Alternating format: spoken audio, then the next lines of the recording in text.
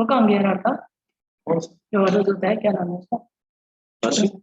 हाँ बासी से। वो बैठा है।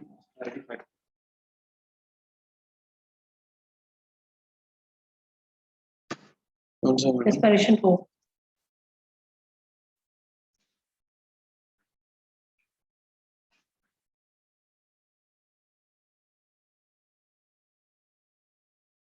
कॉपी कर लेना।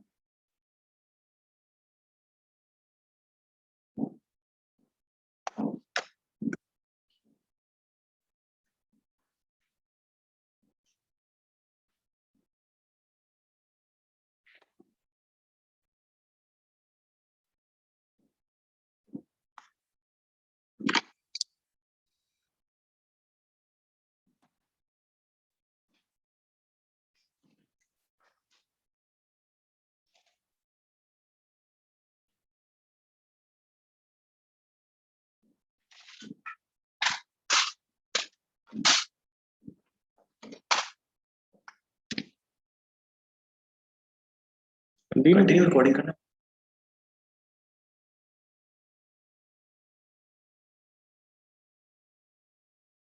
यही है मैडम।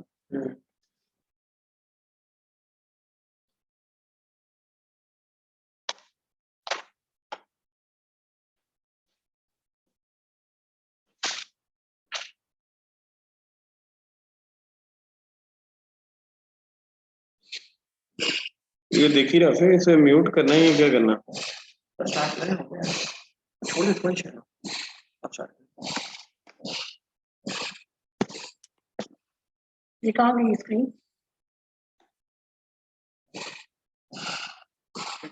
मेरी वाली तस्वीर पिक्चर वाली ये यहाँ जो पिक्चर आती है स्टूडेंट्स की है।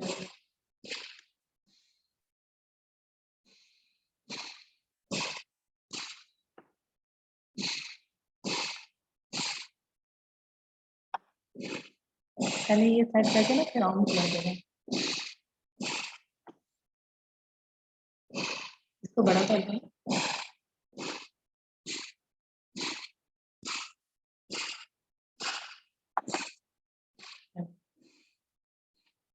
So Bismillahirrahmanirrahim. Assalamu alaikum everyone. I am Dr. Kamal from Pathology Department. So beta, we will continue the discussion of respiratory system. On Friday we discussed about the restrictive lung disease, and today we will continue the rest of restrictive lung diseases.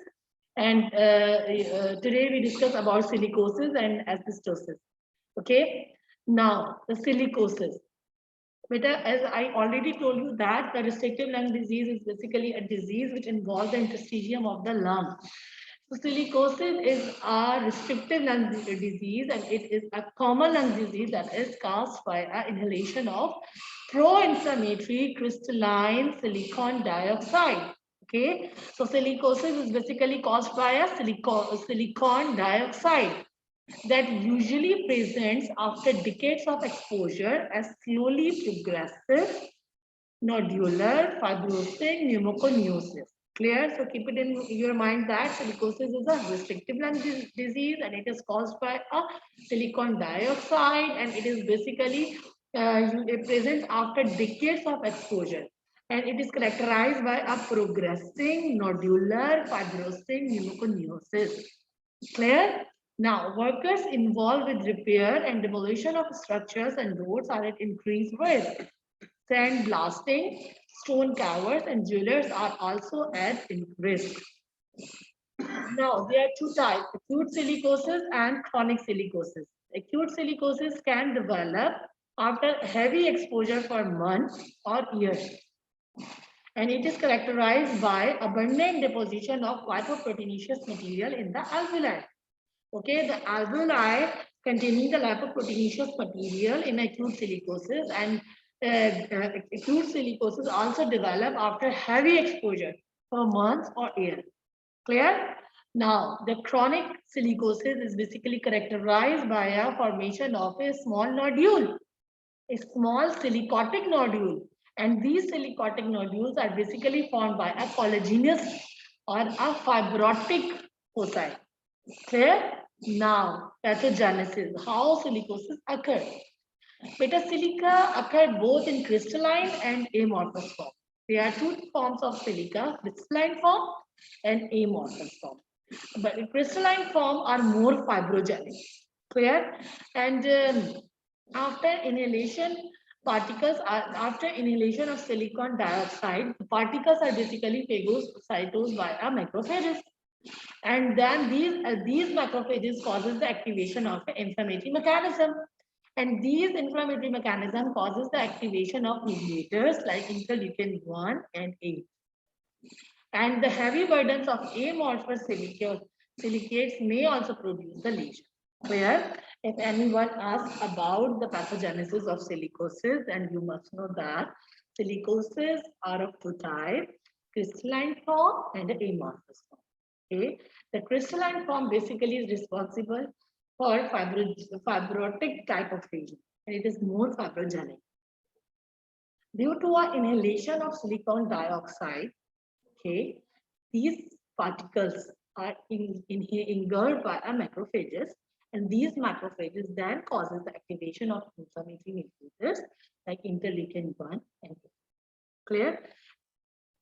Now, the X-ray, not the X-ray lesion. The X-ray shows a nodular lesion. It shows an eggshell shadow, and the central may be the necrosis and cavitation, and it is complicated. Silicotic lesion is maybe complicated by tuberculosis and rheumatoid pneumoconiosis. Whether this is your one MCQ or SCQ, the complication of silicotic nodule. So basically, the silicotic nodule may be complicated by tuberculosis and rheumatoid pneumoconiosis. Clear? Now, this is the X-ray picture which shows a eggshell-like lesion, calcification. Clear? Now, morphology. Grossly, in early stage, the silicotic lesion shows a tiny, barely palpable, discrete, pale to blackened nodule in the hilar lip and in the upper zones of the lung. Clear? So keep it in your mind, silicosis involves the upper lobe of the lung. Okay. Initial stage, it may show a small, palpable, barely palpable, small, discrete, blackish nodule in the hilar lymph node and in the upper zone of the lung. Clear? These changes into these small palpable nodules changes into the hard collagenous scar. Some nodules undergo a central softening and cavitation due to a superimposed tuberculosis and ischemia. Clear? Now the fibrotic lesions are also seen in the lymph nodes. Sheets of calcification occur in the lymph nodes seen on radiograph as eggshell calcification. As disease continue to progress, lesions join together to produce progressive massive fibrosis. Clear? So, if anyone asks about the gross feature, then you must know that initially the upper lobe of the lung is involved, and initially it shows a small palpable nodule. Then these, as the disease progresses, it converted into a fibrotic collagenous hard scars on the upper lip. And when there is a superimposed tuberculosis, then the center of the scar may show a softening or a cavitation or necrotic areas. Clear? Fibrotic lesions are also seen in the hilar lymph node. Now, the microscopically. With a microscopically, the silicotic lesion shows a central area of whorled collagen fibers with a peripheral zone of dust-laden macrophages. Collagen fibers होगा और उसके surrounding में macrophages. Examination of the nodule by a polarized microscopy reveal a birefringent silicate particles. Now the clinical course. The chest X-ray shows a fine nodularity in the upper zone of the lung. Pulmonary functions are normal or moderately affected, and shortness of the breath develops with a massive fibrosis, and there is a deterioration of the pulmonary function test. Silicosis is associated with tuberculosis, and increased risk of carcinoma is doubled. Now, this is a gross image of lung, and it shows us collagenous fibrous nodule, on the upper zone of the lung. And microscopically, you can appreciate it that centrally there is a collagenous nodule. Okay, these pink are the fibers. These are the fibroblasts. These are the fibers. Okay, These are arranged in a whirling pattern and these are surrounded by a macrophages. Here are the macrophages. Okay. Now, this is a polarized light microscopy and it shows these whitish silica crystals, bright white crystals of varying size. Okay, this is all about silicosis.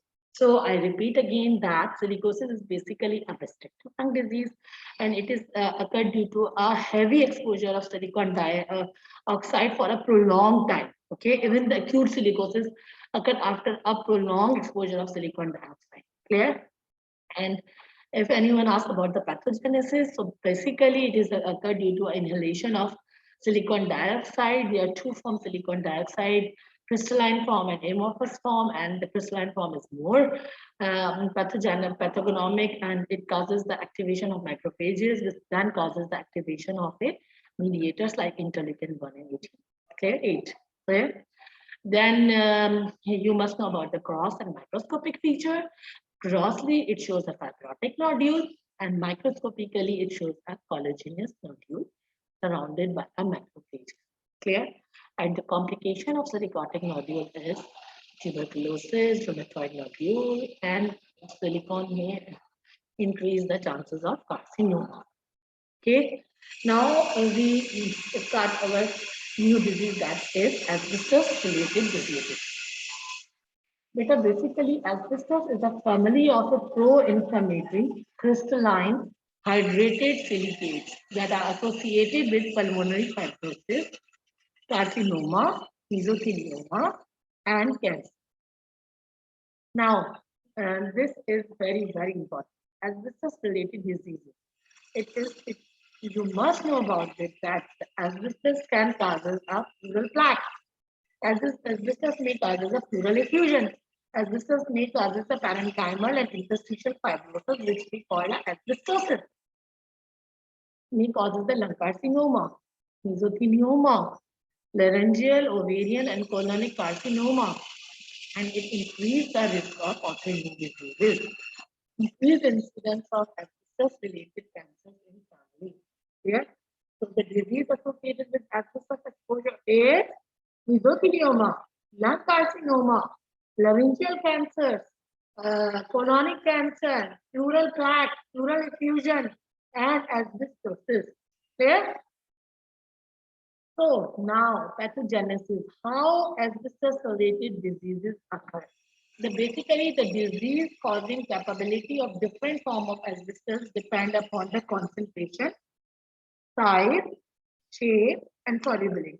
Later, we discussed in pneumoconiosis all these factors that the restricted lung disease or a pneumoconiosis, which is basically caused by inhalation of organic or inorganic component, is depend upon the concentration of the inhaled particle, the size, the shape, and the solubility. Okay, so asbestos is seen in two forms: the serpentine form and the amphibole form. Basically, the amphibole form is less prevalent but is more pathogenic, especially causing the mesothelioma. And it depends upon their aerodynamic properties and solubility. Clear? If anyone asks that pathogenesis, so basically the asbestos is of two forms, serpentine form and amphibole form. Chrysotile is basically a serpentine form, and amphibole is more pathogenic than the serpentine form. Clear? Now, the chrysotile are likely to become impacted in the upper respiratory passage and removed by the mucociliary process. Once trapped in the lungs, gradually come out of the tissue because they are more soluble than amphibole. So that's why the chrysotile is less pathogenic than the amphibole type. Clear? दो type होगी इसकी, chrysotile and amphibole type. Amphibole type जो वो less prevalent है कम मगर more pathogenic है. Mesothelioma ज़्यादातर इसकी जो है वो amphibole type कहलाती है. लेकिन जो chrysotile type है, it is more common but it is less pathogenic because of their solubility. Clear? Now the amphibole are straight. We already discussed that the disease progression is dependent upon their solubility, shape, size. So amphibole is basically straight and stiff in the ear. So deliver deeply into the lungs, where they can penetrate the epithelial cells and finally reach to the interstitium. Clear? So, both serpentine and amphibole are fibrogenic, and heavy doses are associated with higher incidence of asbestos-related diseases. Shape, size, concentration, solubility. Okay, now asbestos can also act like a tumor initiator and promoter. An oncogenic effect of asbestos. Oncogenic effects are mediated by reactive free radicals that is generated by asbestos fibers, which localize the distal lung close to the mesothelial layer. Toxic fibers are then adsorbed on asbestos fibers, also likely to contribute to the oncogenicity of the fiber. Finally, the asbestos workers who are smokers as well having a 55% increased risk of lung cancer. Now, the morphology. Metamorphologically, asbestos is marked by a diffuse pulmonary interstitial fibrosis with multiple asbestos bodies. Okay? Asbestos bodies are golden brown, fusiform or beaded rod with a translucent center and consist of the asbestos fibers coated with iron containing proteinaceous material. Other inorganic particles are coated with iron protein complexes are said to be a ferruginous body. Clear? So you must know that in asbestos, two bodies, asbestos bodies and ferruginous bodies. Okay. Asbestos bodies क्या होती है? Asbestos bodies is basically a golden brown beaded appearance rod, and it consists of the asbestos fibers coated with iron containing proteinaceous material. और जो ferruginous bodies होती है basically inorganic particles are coated with iron protein complex. It is basically iron protein complex. Okay. Now, asbestos begin as a fibrosis around the respiratory bronchioles and alveolar ducts, and it extends to involve the alveolar sac and alveoli. Asbestos begin in the lower lobe, okay, while silicosis is first appear in a upper zone. Silicosis begin with the upper zone, asbestosis begin in the lower zone, lower lobe of the lung, and the middle and the upper lobes are affected as the fibrosis is progressive. Scarring narrows and trap the pulmonary arterioles, causing the pulmonary hypertension and then cold pulmonary. Now, beta, these are basically asbestos body, which we already discussed that the golden brownish beaded appearance. Now, morphology.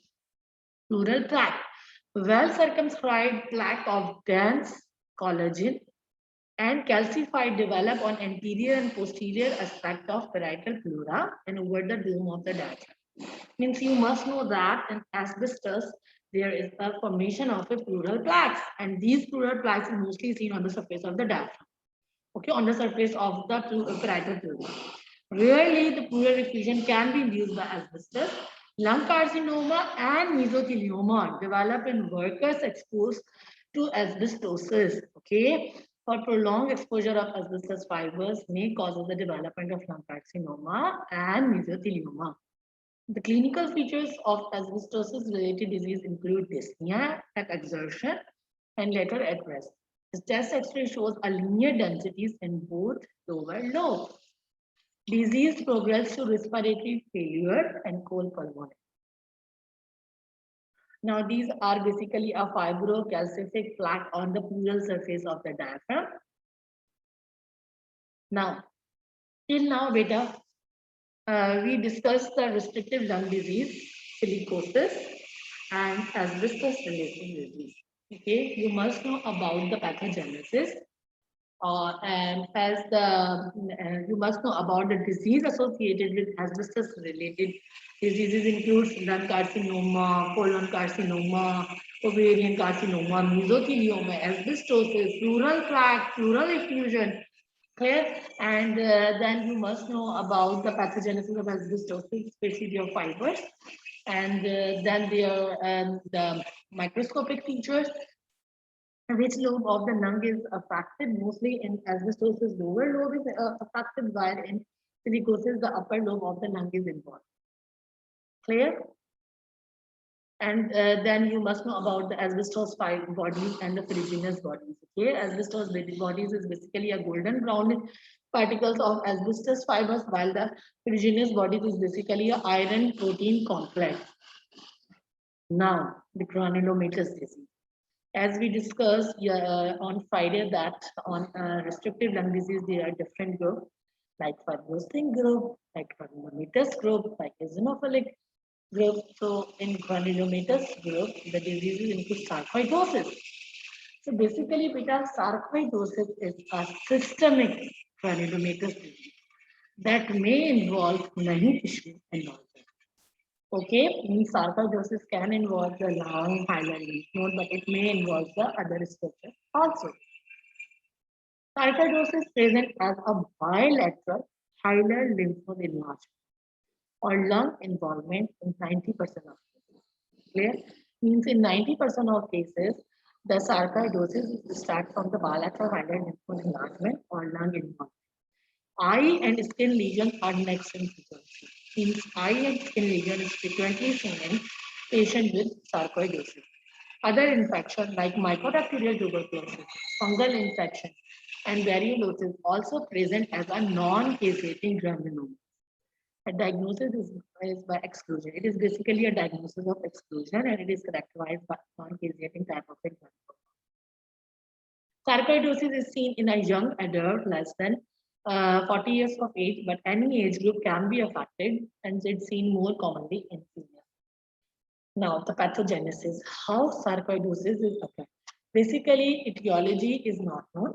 It is presumed that it is a disease of disordered immune regulation. Okay, so if anyone asks that main cause of sarcoidosis, so sarcoidosis is basically an immunological disorder. Immunological factors is basically immunological abnormalities include intraalveolar and interstitial accumulation. Sorry, intraalveolar and interstitial accumulation of CD4 plus T cell, resulting in CD4 to CD8 ratio 5:1 to 15:1. Means CD4 T cells level increases in sarcoidosis. Increased level of T cells drive cytokines interleukin 2 and interferon gamma is responsible for T cell expansion and macrophages activation. Clear? Increased level of several other cytokines in the local environment. Interleukin 8, human necrotic factor, macrophages, inflammatory proteins that favor the recruitment of additional T cells and causes the formation of granuloma. So beta simple in pathogenesis of sarcoidosis. Sarcoidosis is basically a immunological disorder, and it is caused by activation of CD4 plus T cells. There is increased level of CD4 plus T cells, which causes the releasing of interleukin 2 and interferon gamma, and then they causes the activation and formation of granuloma. Clear? Human necrotic factor is basically a marker of disease activity and is released in higher quantity by activated alveolar macrophages. Impaired dendritic cell function, there is a systemic immunological abnormality, and polyclonal hypergammaglobulinemia, manifestation of alpha T cell dysregulation. Genetic factor may play a role. Familial and racial clustering of cases is associated with certain HLA1 and B8. Now, the morphology. Basically, sarcoidosis, any organ of the body can be involved in sarcoidosis. And there is a formation of a non-caseating granulomas composed of epithelioid cells with giant cells. Okay, illuminated concretions of Schumann bodies. Okay, keep it in your mind that Schumann bodies is seen in sarcoidosis. And there is a ciliate inclusion known as astroid bodies are present within the joint cells. Okay, within the joint cell, there is a formation of astroid bodies, or there is a laminated concretion of Schumann bodies. Okay. Microscopically, the lung shows in the late stages are small nodules that are palpable or visible or up to 1 to 2 centimeters in size. And there is a formation of non-caseating, non-cavitated consolidation. Lesions are distributed around the lymphatics, around the bronchi and blood vessels. Alveolar lesions and pleural involvement are seen less. Healed region shows fibrosis and hyalinization.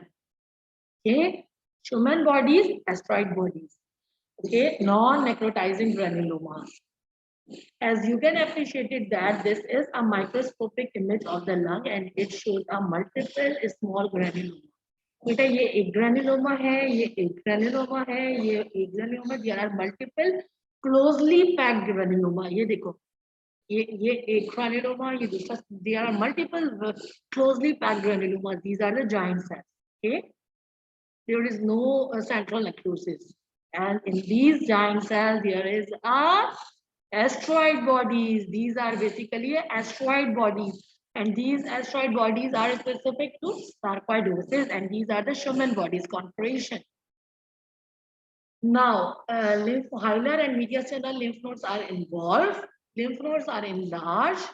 Tonsils are affected in 1/3 to 1/4 of cases. As I already told you that sarcoidosis involves the different parts of the body. So, in the spleen, liver, bone marrow also affected. The spleen is involved in 3/4 of the cases. Liver may show a moderate enlargement and contain many granulomas. Bone marrow involvement is seen in 1/5 of cases, and there is phalangeal bones of the hands and feet with bone resorption within the marrow cavity is involved. Skin lesion, it is very, very important. Skin and eye involvement is frequently seen in sarcoidosis.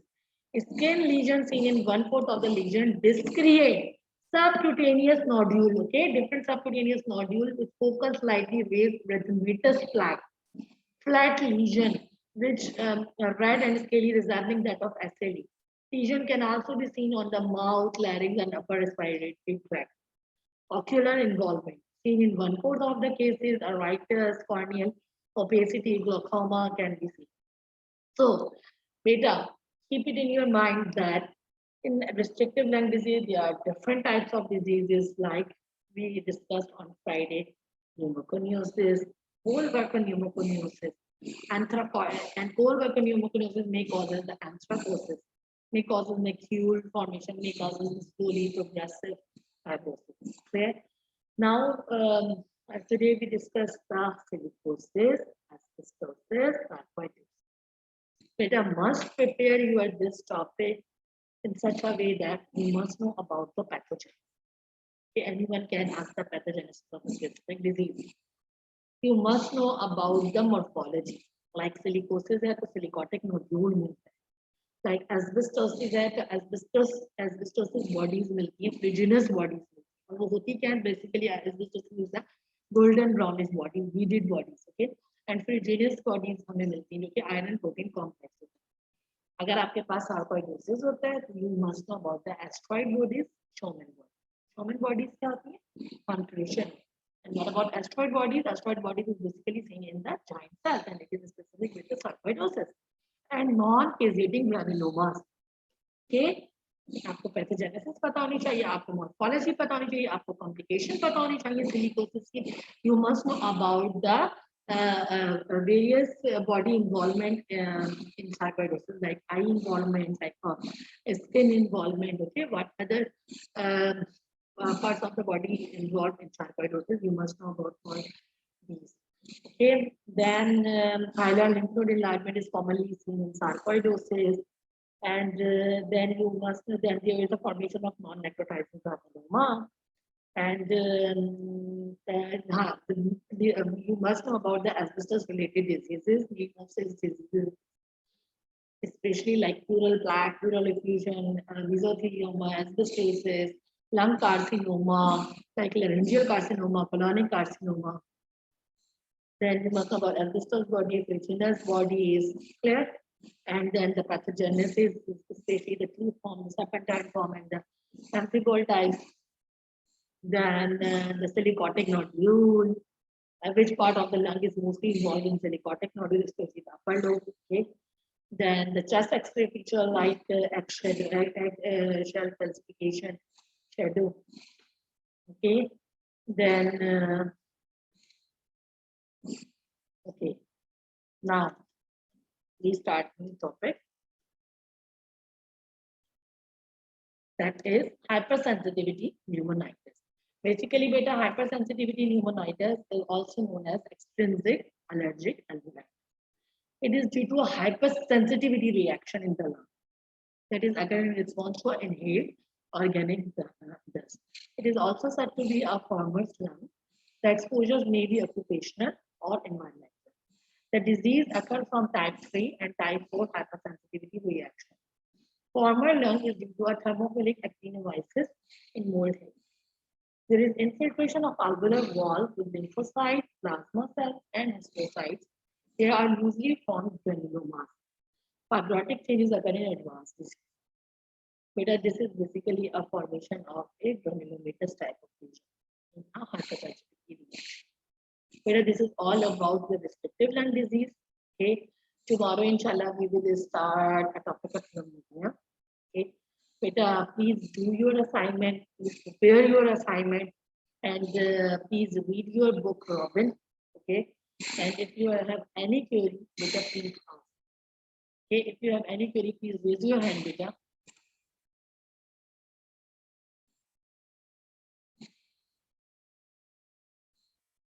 Okay. Okay. Thank you so much, beta. Thank you.